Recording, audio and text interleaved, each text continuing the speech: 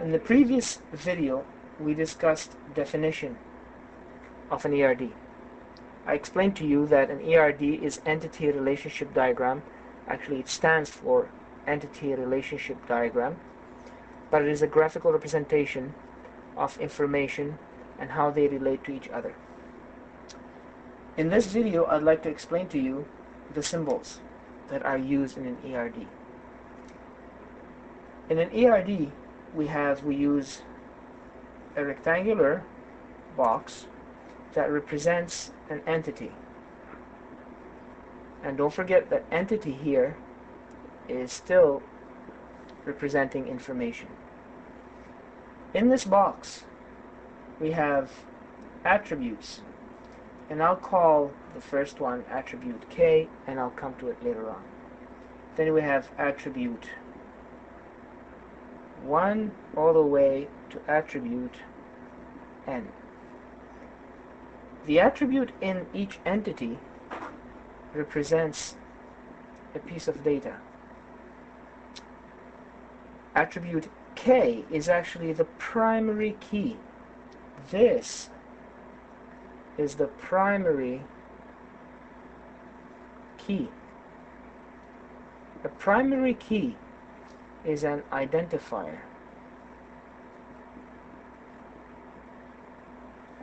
for what we call an instance or an occurrence.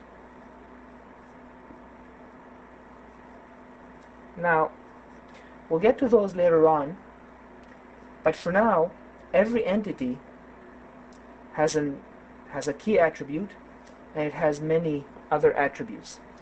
Don't forget, since the attribute represents data, then a combination of related attributes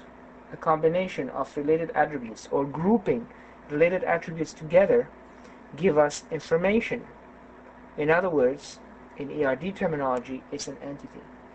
And every entity has to have a representative name.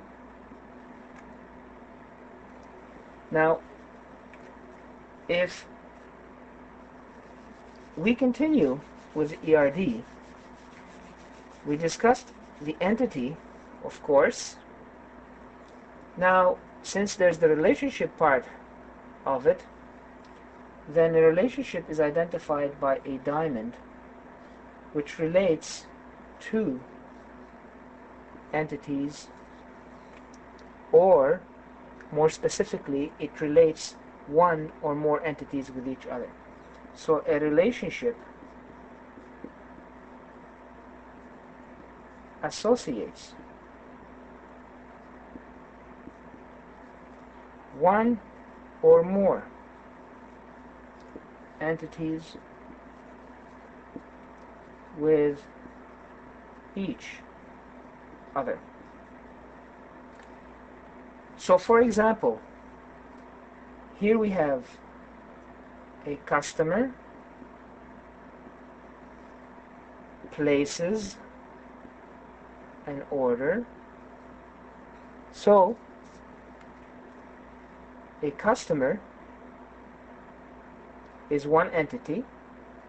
This customer is entity 1, order is entity 2, and places is relationship 1. Now each relationship has what we call cardinalities, and cardinalities are numbers that are placed on both sides of the relationship that identify the occurrences between one entity and the other.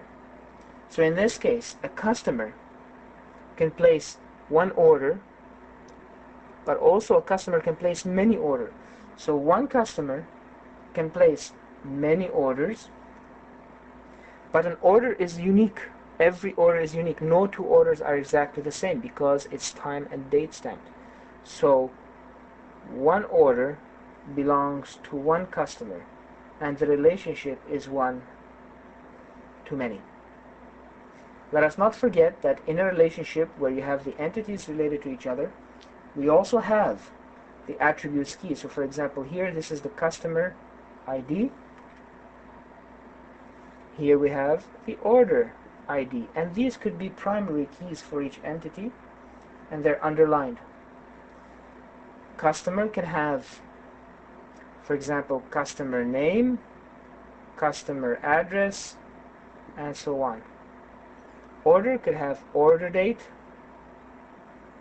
order shipping address, order billing address, and so on.